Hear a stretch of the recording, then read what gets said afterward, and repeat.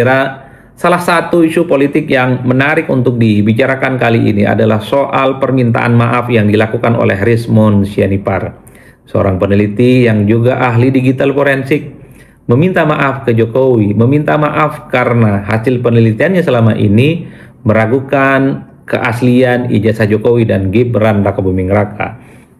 Inilah yang kemudian menjadi salah satu isu politik yang sehari dua hari ini cukup viral dan cukup ramai diperbincangkan oleh publik. Saya tertarik untuk membahas ini dalam sejumlah hal. Pertama tentu, kalau kita bicara tentang polemik terkait dengan ijazah Jokowi, rasa-rasanya tidak lengkap. Rasa-rasanya tidak afdol kalau tidak menyebut nama Rismond, karena sepanjang setahun belakangan ini Rismond adalah salah satu nama yang cukup populer, menjadi rising star yang selalu dikait-kaitkan dengan polemik ijazah Jokowi.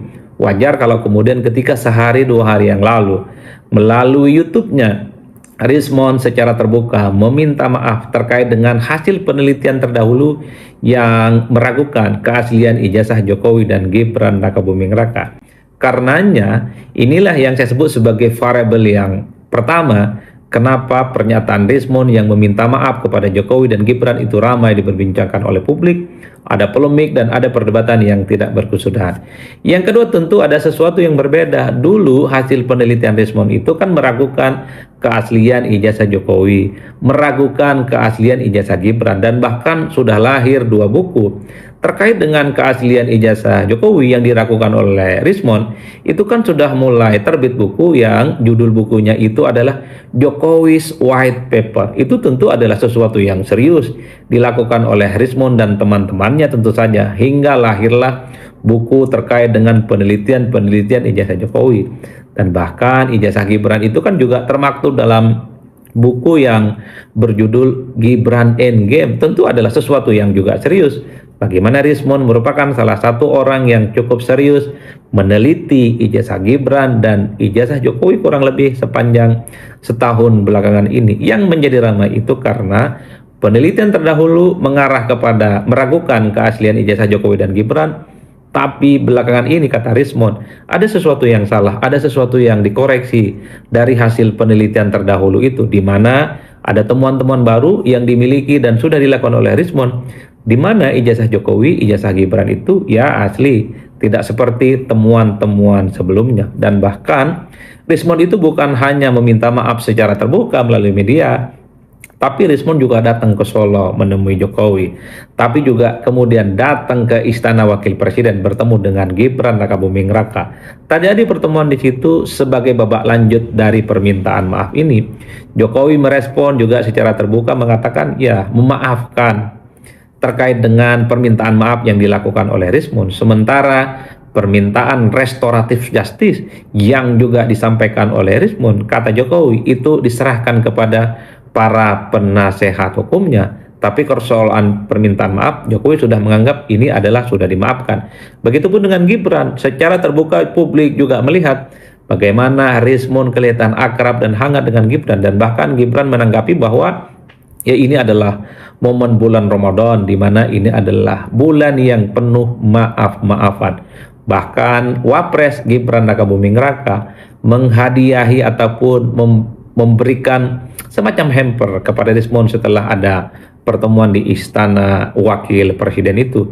Itulah yang kemudian menjadi variabel yang kedua, soal kenapa ketika Rismond meminta maaf kepada Jokowi, kepada Gibran, ini ramai diperbincangkan publik, yang tentu saja memantik satu perdebatan tidak berkesudahan. Dulunya hasil penelitian Rismond itu mengarah meragukan keaslian Jokowi dan Gibran, tapi kini, kata Rismond, ada temuan-temuan baru bahwa temuan terdahulunya itu ada yang salah, ada yang dikoreksi, dan temuan barunya ini mengarah kepada ya ijazah Jokowi itu asli dan juga ijazah Gibran. Itu adalah variabel yang kedua.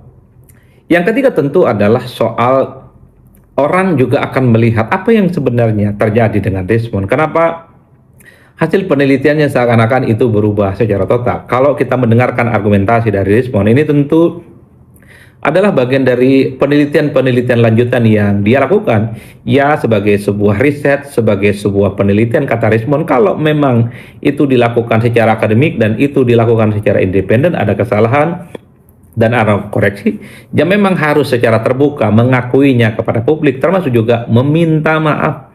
Tak perlu malu dan tak perlu sungkan, dan bahkan kata Rismond secara gentle bahwa dia bertanggung jawab dan kemudian meminta maaf. Wajar kalau kemudian permintaan maafnya itu disampaikan secara terbuka, meminta maaf kepada publik, termasuk juga meminta maaf kepada Jokowi dan Gibran. Dan bahkan Rismond itu mengimbau kepada pihak-pihak yang terkait dengan polemik, ya, kontroversi dan kekisruhan terkait dengan ijazah Jokowi untuk melakukan hal yang sama dengan Rismond. Tiga variabel ini yang saya kira menjadi amunisi kenapa ruang publik kita terjadi perdebatan terkait dengan permintaan maaf yang dilakukan oleh Rismond kepada Jokowi dan Gibran Raka Buming Raka. Meski tentu publik masih meraba-raba apa yang sebenarnya membuat Rismond itu seakan-akan berubah 100% atau hasil penelitiannya seakan-akan berbeda dengan penelitian yang sebelumnya. Alasan aslinya tentu publik tidak akan pernah tahu. Tapi kalau mendengarkan argumentasi yang disampaikan oleh Rismond yang sudah dikutip oleh begitu banyak media massa di Indonesia, ada koreksi, ada kesalahan terkait dengan penelitian terdahulu. Kemudian muncul hasil riset yang terbaru yang kata Rismond akan dibukukan dalam beberapa waktu yang akan datang. Ya, ini adalah babak baru yang tentu saja mewarnai terkait dengan polemik dan kekisruhan soal ijazah Jokowi. Rismond yang dulunya cukup yakin bahwa keaslian ijazah Jokowi, keaslian ijazah Gibran itu sangat diragukan, dan bahkan secara terbuka juga Rismond di berbagai tempat mengatakan bahwa tidak akan pernah mengoreksi hasil penelitiannya, bahkan tidak akan pernah meminta maaf kepada Jokowi dan Gibran, tapi nyata-nyatanya akhirnya juga meminta maaf dan mengoreksi hasil temuan-temuannya itu. Ini mirip sebuah melodrama yang selalu bermunculan temuan dan isu-isu baru terkait dengan polemik, kontroversi, dan ijazah Jokowi dari dulu.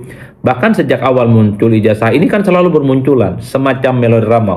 Besok ada bukti baru, akan ada temuan baru, akan launching terkait dengan hasil riset baru soal bagaimana menyangkut ijazah Jokowi dan Gibran.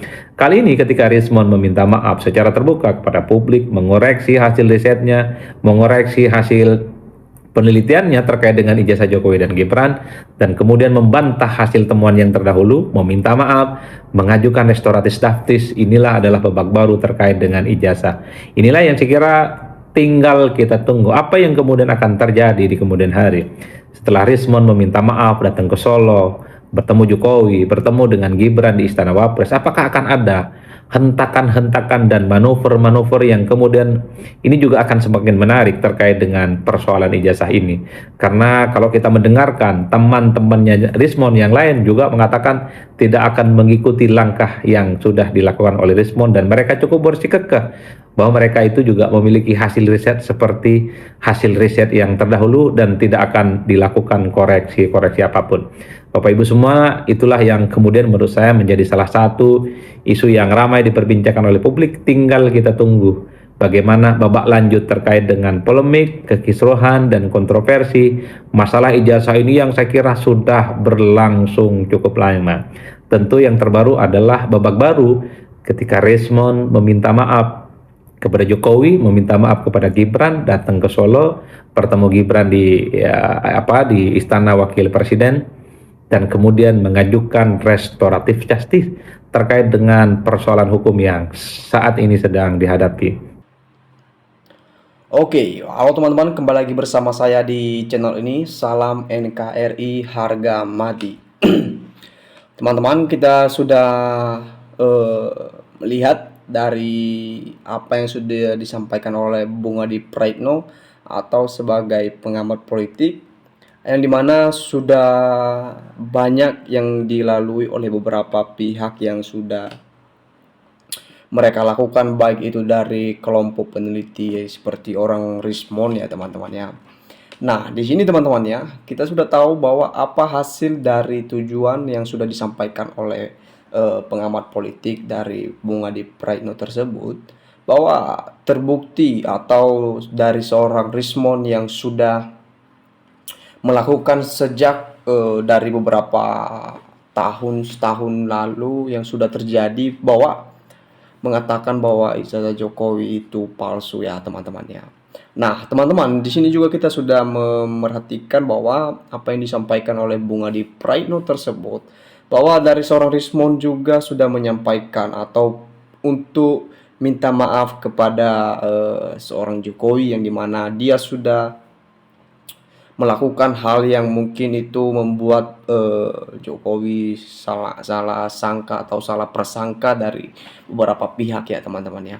Nah, di sini juga teman-teman ya, kita tahu bahwa dari komentar netizen yang mengatakan bahwa hati dan waspada kalau kita Indonesia ingin maju, baik pembangunan merata atau kepedulian dengan masyarakat kecil di Indonesia, yang perlu diwaspadai kelompok-kelompok yang bikin gaduh Indonesia, terutama Anies ya, sekelompok Nyati Demokrat PDIP 2029, kita harus waspada. Aurat malu Rismon sudah putus total sama publik, demi rupiah akhirnya jadi pencuci jilat toilet termul. Jokowi diam itu emas, menang tanpa menyerang, becik ke titik olo ketoro, itulah sifat negarawan sejati. Rismon bangkrut, buku nggak laku, masa depan gelap, lebih baik balik badan. Tifa mulai bimbang. Ya, teman-teman, disitulah kita juga bisa melihat bahwa dari beberapa orang yang sudah mengakui bahwa apa yang sudah mereka lakukan itu, atau yang sudah mereka teliti sebelum-sebelumnya, bahwa ijazah tersebut mereka katakan palsu. Iya, dari beberapa juga mungkin satu persatu nanti akan minta maaf ya teman-teman ya. Yang saya tahu, orang Batak itu tidak akan menjilat ludahnya sendiri, siapa lagi menjilat ludah orang lain. Tapi kenapa Rismon menjilat ludahnya sendiri dan masuk ke kandang termul sekelas bunglon? Mungkin Pak Rismon sudah sadar ya, lebih mementingkan kehidupan ke depan daripada ngurusi ijazah yang tak bermanfaat itu ya. Buat rakyat lebih mementingkan bagaimana harus bisa makan buat esok dan lusa. Kurang kerjaan, buatlah rakyat itu bangga. Kalau memang untuk rakyat, buktikan bahwa kita memang peduli, bukan hanya omong-omong saja ya. Hati-hati, Rismon sudah di cloning. Rismon sudah jadi pecundang. Rismon bilang udah siap dihina. Tidak akan pernah seorang hidupnya tenang, tidurnya nyenyak selama dirinya menyakiti seorang sebelum meminta maaf. Dari dulu sudah aku bilang, kalau Rismon kalau mau cobe aja buritmu, jangan cobekin burik orang lain. Mon, maling, teriak maling. Rismon takut di penjara ya. Mulutnya sangat lantang menghina Pak Jokowi dan kalangan. Luar biasa Pak Jokowi ini, memaafkan si Rismon yang menghina. Semoga kamu benar-benar bertobat ya, Mon, dan hukumnya bisa diringankan. Itulah teman-teman ya, kalau kita bisa